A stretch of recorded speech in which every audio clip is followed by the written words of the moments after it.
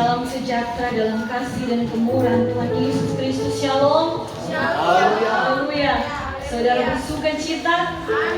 Amin. Amin. Haleluya.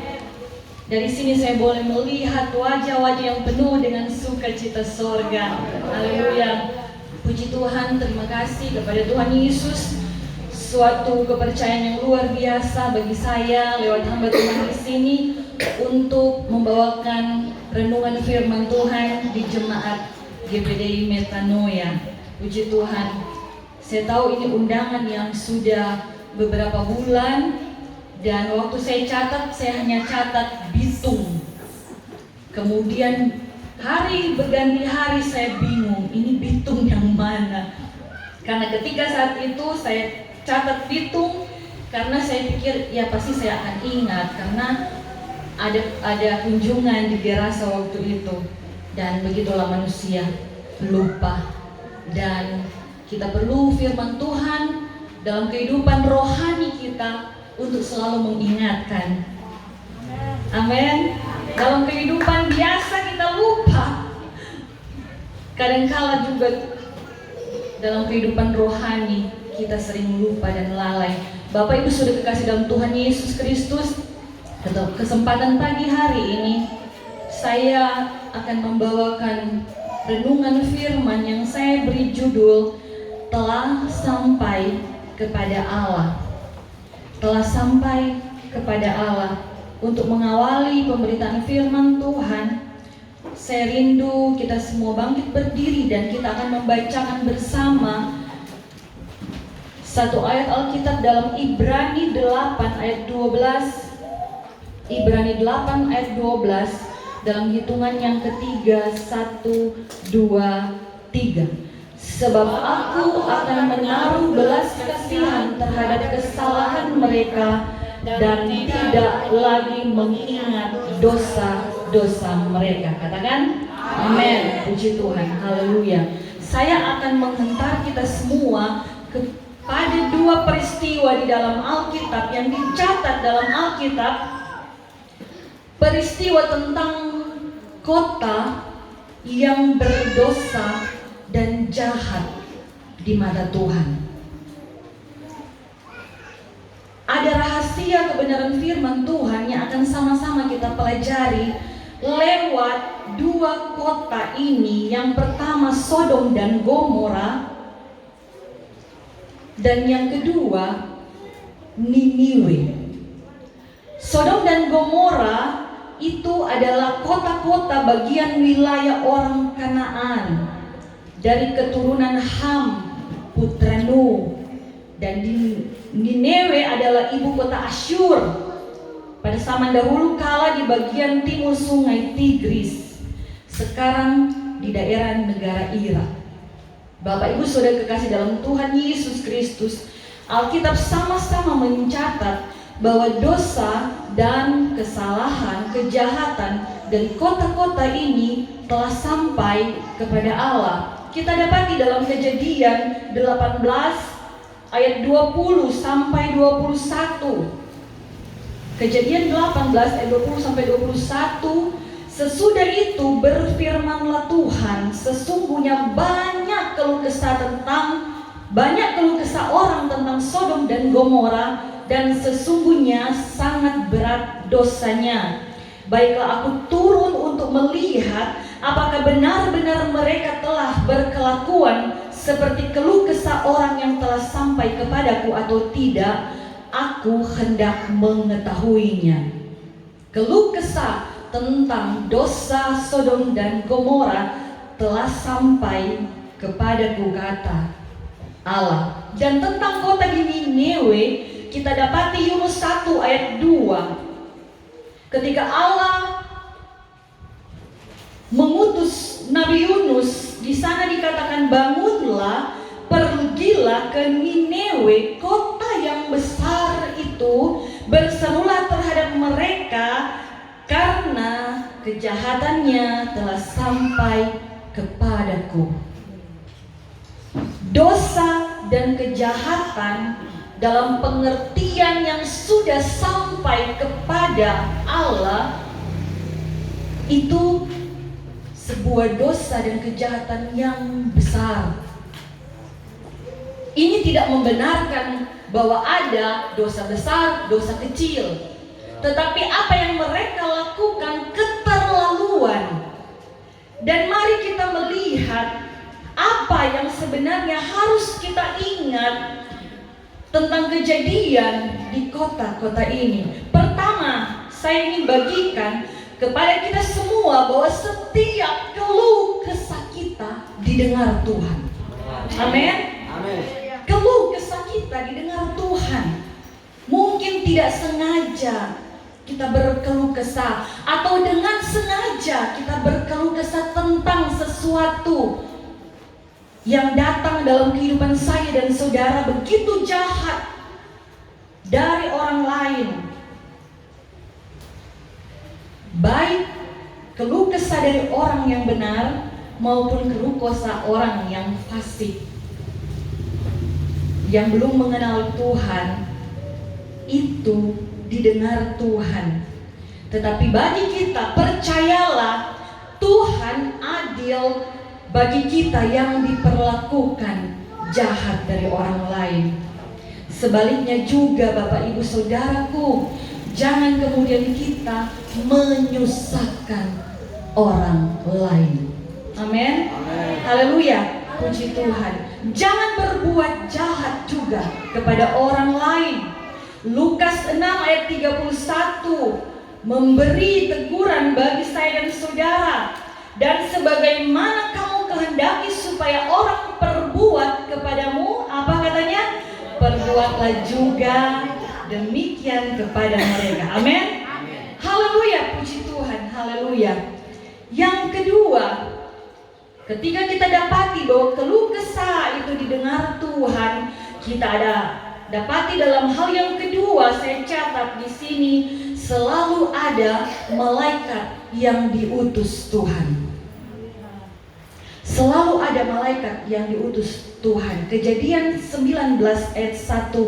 Kedua malaikat itu tiba di Sodom pada waktu petang. Lot sedang duduk di pintu gerbang Sodom, dan ketika melihat mereka, Lot kemudian menyambut mereka. Jadi ada malaikat yang diutus ke kota Sodom dan Gomora, di mana ada orang benar yang bernama Lot di sana. Bapak Ibu Saudara kekasih di dalam Tuhan Yesus Kristus, tetapi kita akan dapati dalam firman Tuhan bahwa ada orang benar, ada anak Tuhan di sana, tetapi dia menjadi bahagian di dalamnya. Dia duduk di pintu gerbang, itu bicara tentang dia ada tugas sebagai bagian dari Sodom dan Gomora. Lot menjadi pejabat di sana. Dan ketika dia menjadi pejabat di sana, harusnya dia yang menjadi malaikat untuk kota itu. Tetapi apa yang terjadi? Dia tidak membawa pertobatan bagi Sodom dan Gomora, sehingga Allah dengar tentang dosa mereka yang jahat. Bapak Ibu Saudara kekasih dalam Tuhan Yesus Kristus, harus Allah mengutus malaikatnya bagi Sodom dan Gomora. Memang kelihatan kalau kita lihat bahwa apa yang dikerjakan oleh malaikat, dua malaikat Tuhan itu adalah untuk menghukum kota itu. Tetapi kalau kita kemudian bisa mengerti maksud Tuhan, ada yang akan kita dapati, ada kemurahan Tuhan bagi mereka yang mereka tidak sadari. Bapak Ibu perhatikan Kejadian 19 ayat 12. Lalu kedua malaikat itu berkata kepada Lot, siapakah kaummu yang ada di sini lagi? Menantumu atau anakmu laki-laki, anakmu perempuan, atau siapa saja kaummu di kota ini, bawalah mereka keluar dari tempat ini. Untuk apa? Untuk diselamatkan. Jangan sampai binasa. Masih ada lagi. Jadi ada kesempatan yang ditawarkan kepada orang lain selain dari Lot itu sendiri. Bapak Ibu, Saudara kekasih di dalam Tuhan Yesus Kristus, tetapi kenyataannya ironis sekali, sangat menyedihkan. Cuman Lot, istrinya, dan kedua anaknya. Bapak Ibu yang kekasih di dalam Tuhan Yesus Kristus, ketika kita melihat kota Niniwe, ada seorang nabi yang namanya Yunus yang Tuhan utus untuk berkhotbah di sana. Yunus menjadi malaikat Tuhan. Dia nabi di kerajaan Israel Utara dan dia hidup dalam pemerintahan zaman Raja Yerobeam II. Di dalam Yunus 1 ayat 2, kalau kita baca dalam terjemahan firman Allah yang hidup, di sana dikatakan, pergilah ke Niniwe, kota yang besar itu, dan sampaikanlah firmanku. Sampaikan firmanku. Perhatikan, di dalam terjemahan lain itu dikatakan umumkanlah hukuman. Dan yang terjemahan versi muda dibaca, saya mencatat di sini dikatakan lebih detail lagi. Katakanlah kepada mereka untuk berhenti melakukan hal-hal yang jahat. Jadi kesimpulannya, berkhotbahlah untuk pertobatan mereka. Amin. Katakan firman Tuhan untuk mereka. Karena sesungguhnya jahat di mata Tuhan apa yang mereka lakukan. Arti nama Yunus, Bapak Ibu, adalah merpati. Merpati pada zaman itu adalah binatang yang dipergunakan untuk menyampaikan berita. Firman Tuhan itu adalah kabar baik bagi saya dan saudara. Mungkin itu akan menegur engkau, melukai pikiranmu, tidak enak. Tetapi ada sesuatu yang ingin Tuhan sampaikan. Isi hatinya harus sampai kepadamu. Bapak Ibu Saudara kekasih di dalam Tuhan Yesus Kristus, Yunus diperintahkan Tuhan untuk menyampaikan berita seolah-olah penghukuman Tuhan atas orang-orang Niniwe. Tetapi apabila mereka tidak bertobat, Bapak Ibu yang dikasihi Tuhan Yesus, dosa yang dilakukan oleh Petrus menyangkal Yesus, dan juga apa yang dilakukan oleh Yudas menjual Yesus, tidak serta-merta. Dalam pengertian begini, sebelum mereka melakukannya, Tuhan berbicara, menegur mereka. Firman Tuhan disampaikan bagi saya dan saudara sebelum engkau melakukan hal yang tidak berkenan kepada Tuhan. Bagaikan malaikat yang diutus, hamba Tuhan di tempat ini sebagai gembala sidangmu, membawa engkau pada pertobatan demi pertobatan. Amin. Haleluya, puji Tuhan, haleluya. Dan kita akan dapati hal yang ketiga. Tuhan memerintahkan Yunus untuk memperingatkan orang-orang Niniwe bahwa kota mereka akan dihancurkan jika mereka tidak bertobat. Tetapi kita akan dapati Yunus tidak mau melakukan tugas panggilannya. Dia melarikan diri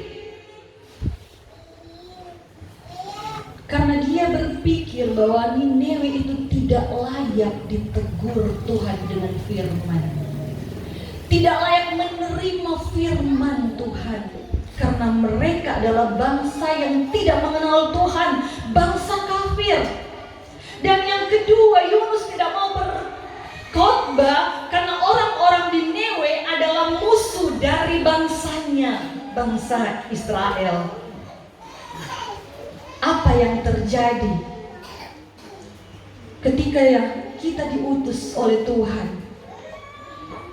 Jangan kita iri kepada kasih karunia Tuhan yang ingin Tuhan berikan kepada bangsa-bangsa lain, orang-orang yang belum mengenal Tuhan. Jangan kita iri, Bapak Ibu. Kita perhatikan, seolah-olah Yunus beralasan begini, Bapak Ibu. Mereka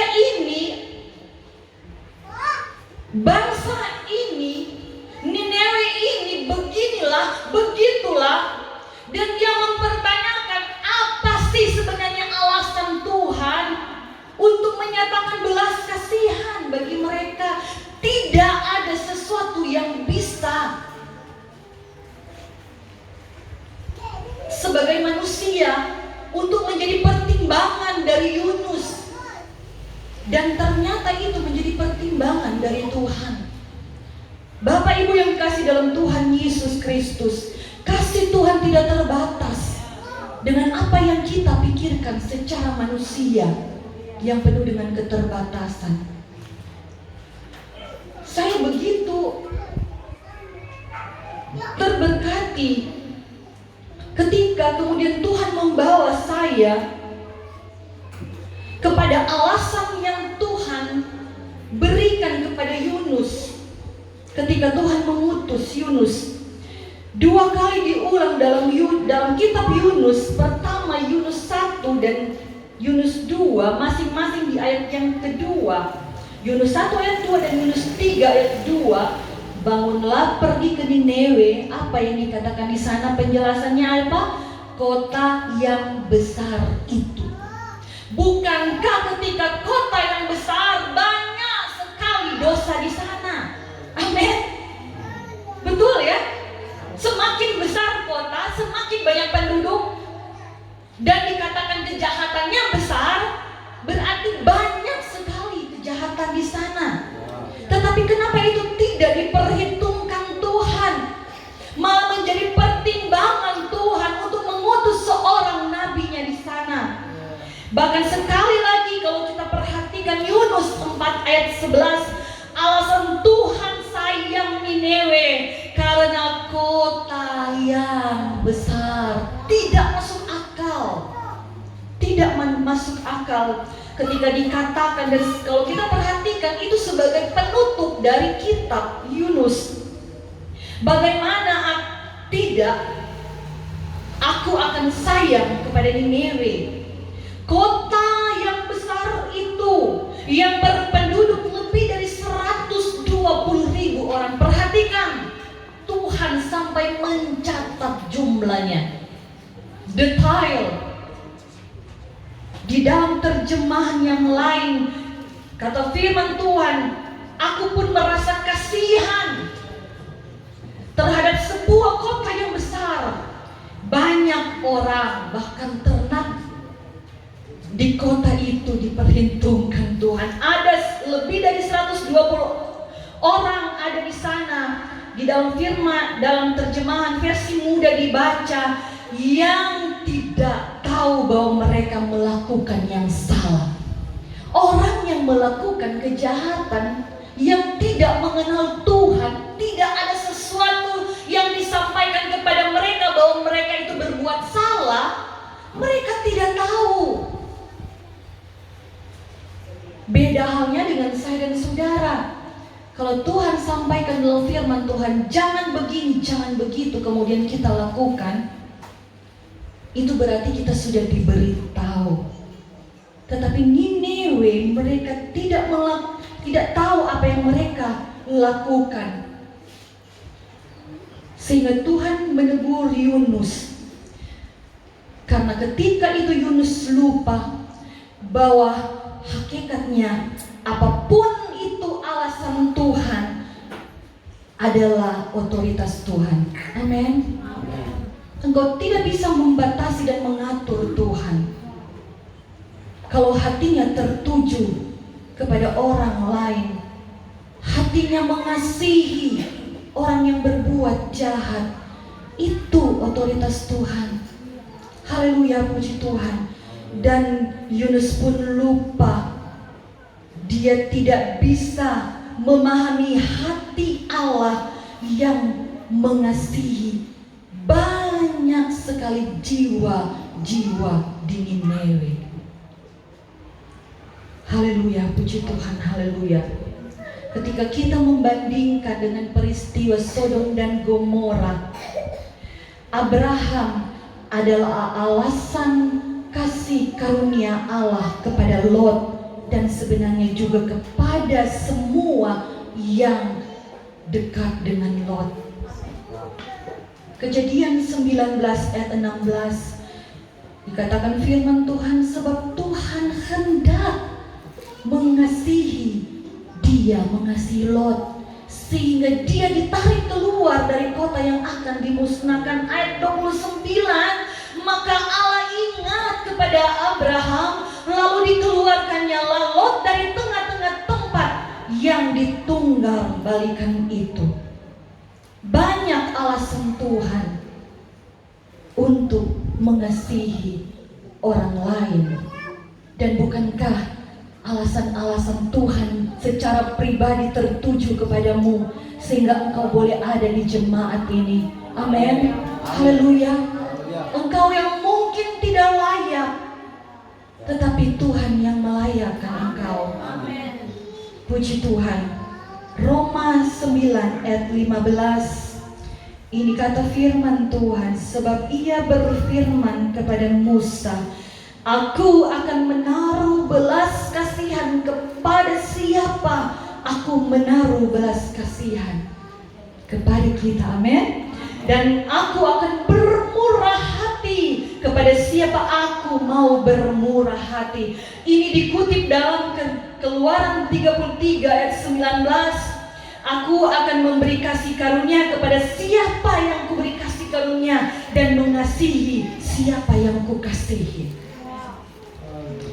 Dan kita adalah bagian dari firman Tuhan ini. Haleluya. Puji Tuhan. Haleluya. Jangan iri kepada orang yang dikasihani Allah. Jangan iri kepada orang yang dipakai Tuhan walaupun masa lalunya begitu jahat. Jangan iri, tetapi marilah kita menjadi alasan Allah untuk mengasihi orang lain. Amin. Menjadi Abraham. Haleluya. Puji Tuhan. Menjadi malaikat yang diutus Tuhan. Yang keempat, harus kita ingat bahwa Tuhan tidak berhenti dalam rencananya. Yesaya 55 ayat 11. Demikianlah firmanku yang keluar dari mulutku, ia tidak akan kembali kepadaku dengan sia-sia, tetapi apa? Ia akan melaksanakan apa yang ku kehendaki, bukan yang kehendaki manusia, dan akan berhasil dalam apa yang disuruhkan kepadanya. Katakan amin. Dia tidak pernah gagal dalam rencananya. Ketika Yunus dalam Yunus 3 ayat 2 disuruh Allah, sampaikanlah kepadanya seruan yang kufirmankan kepadamu. Andai kata Yunus tidak mau, masih ada Yunus yang lain yang akan diutus Tuhan. Untung saja Yunus pergi berkhotbah di Niniwe. Intinya adalah firman, bukan siapa, tetapi firman. Amin. Haleluya, puji Tuhan. Dan ketika Allah berfirman mengutus saya dan saudara, Allah bertanggung jawab atas semua yang Dia boleh kerjakan. Pemakaian bagi kita, pengutusan bagi kita adalah tanggung jawab Tuhan. Asal kita meresponi. Karena kita harus ingat, kalau kita tidak ingin jadi malaikat, Tuhan tidak kurang stok malaikat. Amin. Haleluya. Kalau Dia tidak bisa pakai kita, Dia bisa pakai orang lain. Karena letaknya di firman-Nya, bukan pada manusia kita. Haleluya. Puji Tuhan. Haleluya. Walaupun kita tidak serius seperti Yunus, tetapi tetap Allah serius dengan firman-Nya. Kita lihat seorang tokoh Alkitab yang menyadari hal tersebut dan mengakuinya. Ayub, dalam kitab Ayub 42 ayat 2, aku tahu bahwa engkau sanggup melakukan segala sesuatu dan tidak ada rencanamu yang gagal. Amin. Puji Tuhan. Haleluya. Puji Tuhan. Ini adalah 4 poin ketika sampai kepada Allah. Telah sampai dosa dan kejahatan kota-kota ini kepada Allah. Tetapi yang ingin saya tekankan di sini, yang lebih ingin saya beri poin di sini, kita akan sama-sama melihat Saya mulai dengan pertanyaan begini. Mengapa Tuhan menghukum Sodom dan Gomora dan mengapa tidak menghukum kota Nineve juga? Perhatikan Kejadian 19 ayat 14. Sama-sama kita pelajari. Kejadian 19 ayat 14. Keluarlah Lot lalu berbicara dengan kedua bakal menantunya yang akan kawin dengan kedua anaknya perempuan. Katanya, bangunlah, keluarlah dari tempat ini, sebab Tuhan akan memusnahkan kota ini. Tetapi ia dipandang oleh kedua bakal menantunya itu sebagai orang yang berolok-olok saja. Ketika engkau menyampaikan firman Tuhan dan dianggap enteng oleh orang lain, mereka bukan mengolok-olok engkau, mereka mengolok-olok Allah yang berfirman melalui engkau. Perhatikan Bapak Ibu, bandingkan dengan apa yang terjadi dengan orang-orang di Nineve.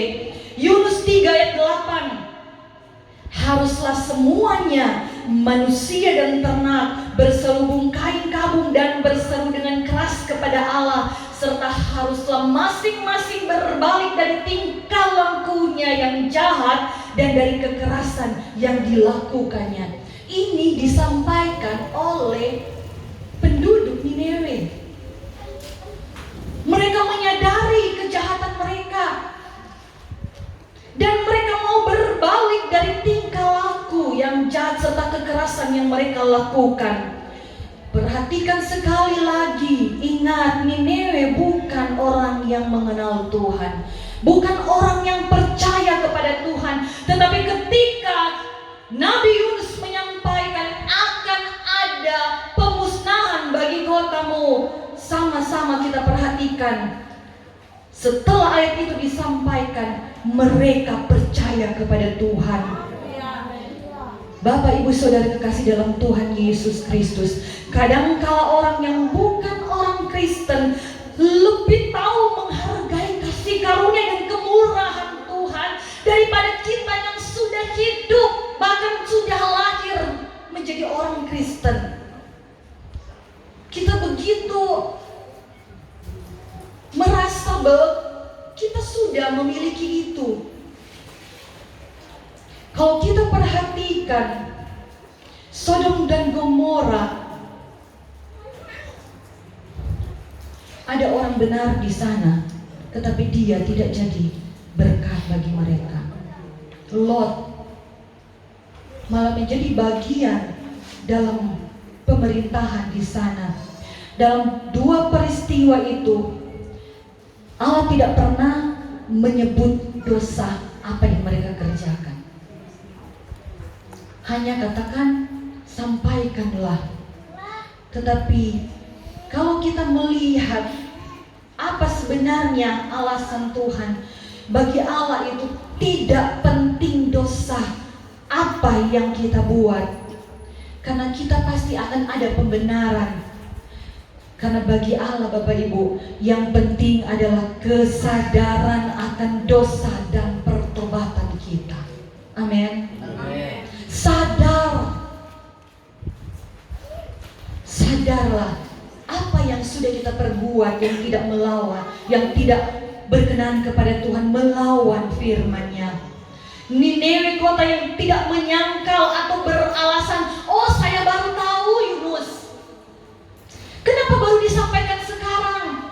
Kenapa ketika dosa kejahatan kami sudah sampai kepada Allah, baru kemudian diperingatkan kepada kami?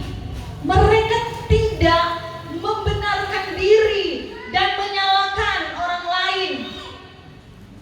Kenapa baru dikasih tahu? Tetapi kalau kita perhatikan, mereka fokus pada apa yang harus dikerjakan buat Tuhan menyesal, yaitu mengambil kesempatan dari Tuhan dengan bertobat yang sungguh-sungguh. Amin. Haleluya. Jangan terlalu banyak membenarkan diri, tetapi mari kita lebih fokus untuk mencari Tuhan, menjadi belas kasihan Tuhan, karena kita pun tidak luput dari kesalahan dan dosa. Apa yang harus kita kerjakan, yaitu yang membuat Tuhan menyesal dan Tuhan mengampuni kita, yaitu pertobatan kita. Bapak, Ibu, Saudara kekasih dalam Tuhan Yesus Kristus, saya sebenarnya minggu lalu untuk mempersiapkan renungan ini tidak menyasar tentang nama gereja saudara di sini, metanoia. Saya mempersiapkan khotbah yang lain, tetapi 2 hari yang lalu Tuhan membawa saya untuk bicara tentang ini, pertobatan. Amin. Haleluya, puji Tuhan. Dan kita perhatikan Bapak Ibu, orang yang tidak mengenal Tuhan, seorang tokoh pemimpin raja di kota itu, di dalam ayat 9 Yunus 3 dikatakan di sana, siapa tahu mungkin Allah akan berbalik dan menyesal serta berbalik dari murkanya yang menyala-nyala itu, sehingga kita tidak binasa.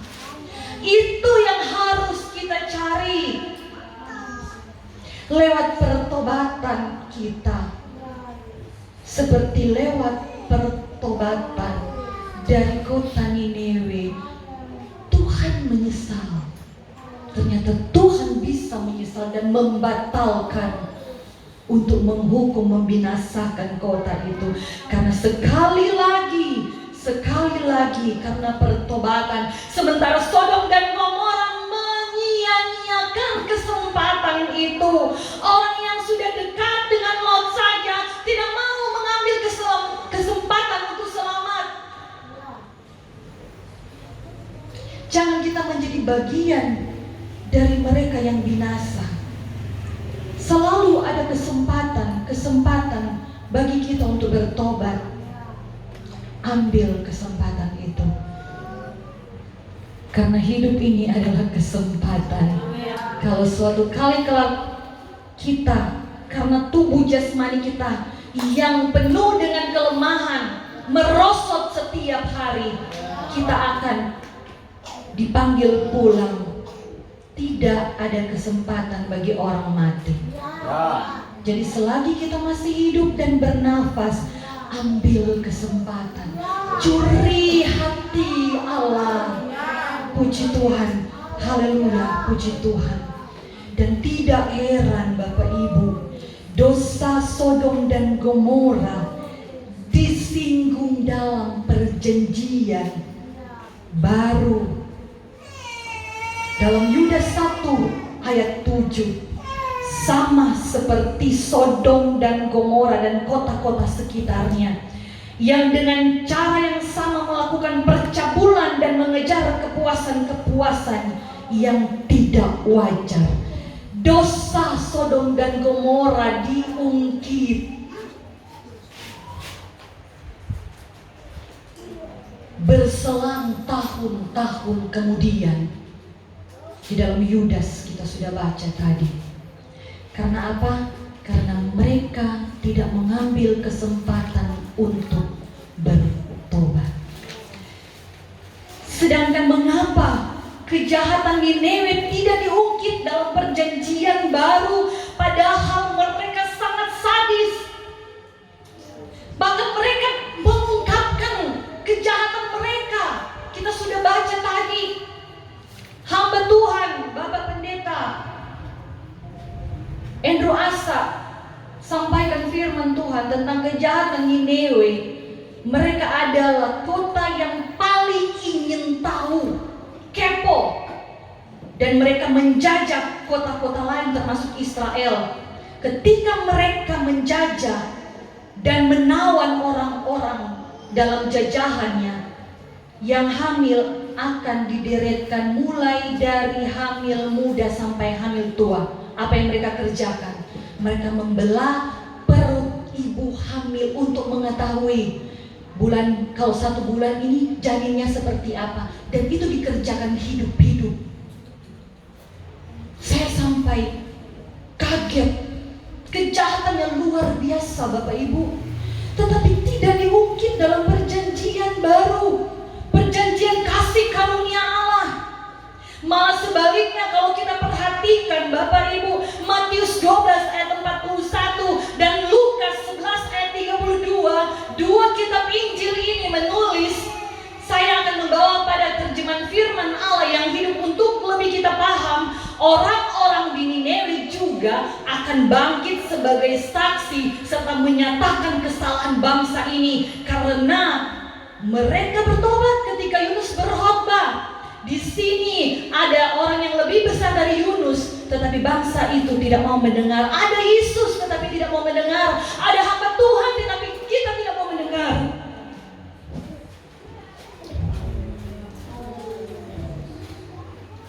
Niniwe akan menjadi saksi untuk menyatakan setiap kesalahan kita. Bapak Ibu Saudara kekasih dalam Tuhan Yesus Kristus. Tetapi apa yang dikerjakan Niniwe, mereka segera perhatikan firman Tuhan.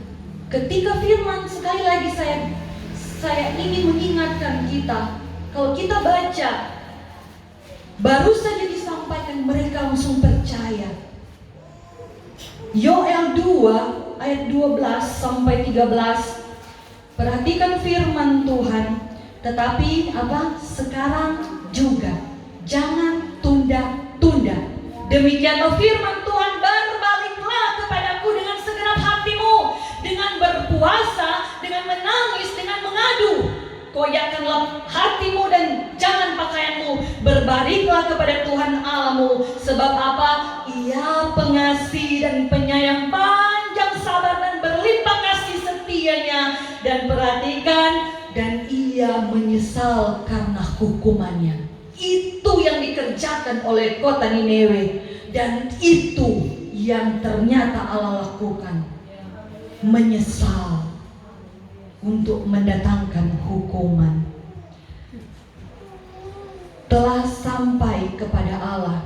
Apa yang harus kita ingat? Pertama, setiap dosa, kejahatan kita ada keluh kesah. Dan keluh kesah itu didengar Tuhan. Jadi pertama, setiap keluh kesah didengar Tuhan. Tapi yang kedua, kita sudah sama-sama melihat ada malaikat yang diutus Tuhan. Hal yang ketiga, jangan iri atas kasih karunia Tuhan kepada orang lain. Yang keempat, kita perhatikan Tuhan tidak berhenti dalam rencananya. Yang kelima, yang harus kita beri perhatian yang lebih lagi, gunakan kesempatan Tuhan sekarang juga, sebelum itu hilang, dan juga beri kesempatan kepada orang lain. Amin. Haleluya, puji Tuhan. Karena telah sampai kepada Allah, karena telah sampai kepada Allah, ada maksud Tuhan dalam setiap peristiwa. Yudas 1 ayat 7b. Kita fokus di bagian B. Sama seperti Sodom dan Gomora dan kota-kota sekitarnya. Di sana kemudian dijelaskan telah menanggung siksaan api kekal, telah mendapat hukuman. Sebagai apa? Peringatan kepada semua orang. Semua orang itu termasuk saya dan saudara. Amin. 2 Petrus 2 ayat 6. Dalam terjemahan sederhana Indonesia, di sana dikatakan, biarlah kejadian itu menjadi peringatan bagi kita. Kita fokus pada terjemahan kita masing-masing, supaya tidak mencontoh, sekali lagi, supaya tidak mencontoh cara hidup mereka yang tidak menghormati Allah. Ternyata orang yang tidak mau bertobat, orang yang tidak mau mengambil kesempatan dari Tuhan, itu sama halnya tidak menghormati Allah. Tetapi contohilah Nineve. Haleluya, puji Tuhan. Ketika seruan pertobatan itu dinyatakan, seluruh kota bertobat. Suatu respon yang mencengangkan. Apa yang mereka lakukan? Dan ternyata kita sudah baca tadi, mereka berpuasa seperti apa yang difirmankan. Kalau mau bertobat itu bertobat dengan sungguh-sungguh, berseru memohon belas kasihan Tuhan. Mereka berbalik dalam segala tingkah laku yang jahat, walaupun cuma 1 kali Yunus berkhotbah.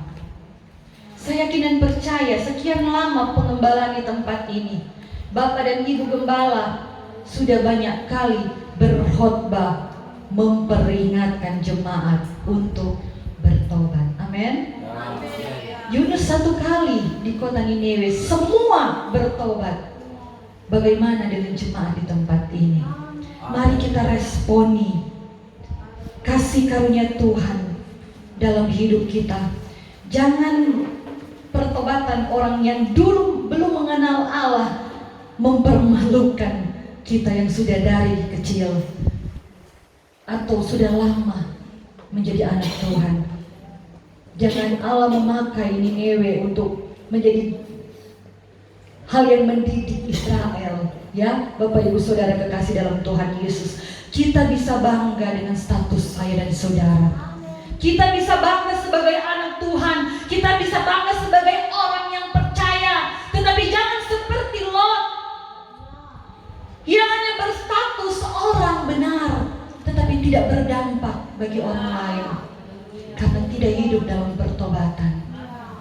Bapak Ibu Saudara kekasih dalam Tuhan Yesus Kristus, jangan merasa hebat dan menyombongkan diri tentang status kekristenan kita, padahal kita sendiri tidak berbuat apa-apa untuk Tuhan. Telah sampai kepada Allah, kita belajar dari kota Sodom Gomora, dan kita belajar tentang Nineve dalam hal metanoia. Amin. Haleluya, puji Tuhan. Perjanjian lama Allah tidak menyebut dosa Nineve, tetapi Nineve mengakuinya sendiri dengan sadar dan dia bertobat. Perjanjian baru sama-sama kita sudah ikuti, mengungkit dosa Sodom, tetapi tidak untuk Nineve. Artinya Allah menghargai pertobatan Nineve, karena pertobatan adalah bentuk sikap menghormati dan menghargai Allah. Sedangkan tidak bertobat sama halnya dengan mengolok-ngolok Allah. Untuk itu jangan keraskan hatimu. Saya akan menutup dengan ini. Roma 11 ayat 22. Roma 11 ayat 22. Sebab itu perhatikanlah. Kalau ada kata perhatian, berarti harus diberi perhatian. Perhatikanlah itu seruan, ajakan, peringatan. Perhatikanlah kemurahan Allah dan juga kekerasannya, yaitu kekerasan atas orang-orang yang telah jatuh. Artinya orang-orang yang tidak mau bangkit dari dosanya, tidak mau bertobat, hidup terus dalam kejatuhannya. Tetapi atas kamu kemurahannya kepada jemaat metanoia di sini ada kemurahan Tuhan, yaitu ketika jemaat tetap dalam kemurahan, hidup dalam pertobatan. Amin. Jika tidak, jemaat di sini akan dipotong juga, akan dibinasakan juga. Memang dosa dan kejahatan sudah sampai kepada Allah, telah sampai kepada Allah. Seakan tidak ada harapan. Tetapi kita, ketika kita mengambil kesempatan untuk bertobat, kita mengambil hatinya Tuhan. Haleluya. Sehingga sama-sama kita kembali baca Ibrani 8 ayat 12. Ibrani 8 ayat 12, ayat paling terakhir, ayat pokok kita. 2, 3. Sebab aku akan menaruh belas kasihan terhadap kesalahan mereka dan tidak lagi mengingat dosa-dosa mereka. Katakan amin. Jadi jemaat metanoia, jemaat yang punya kesaksian hidup, kesaksian pertobatan, jangan untuk status, jangan untuk nama metanoia, tapi berdampaklah sesuai dengan nama. Amin. Jemaat di sini. Puji Tuhan. Saya kembalikan kepada yang bertanggung jawab atau Bapak Gembala.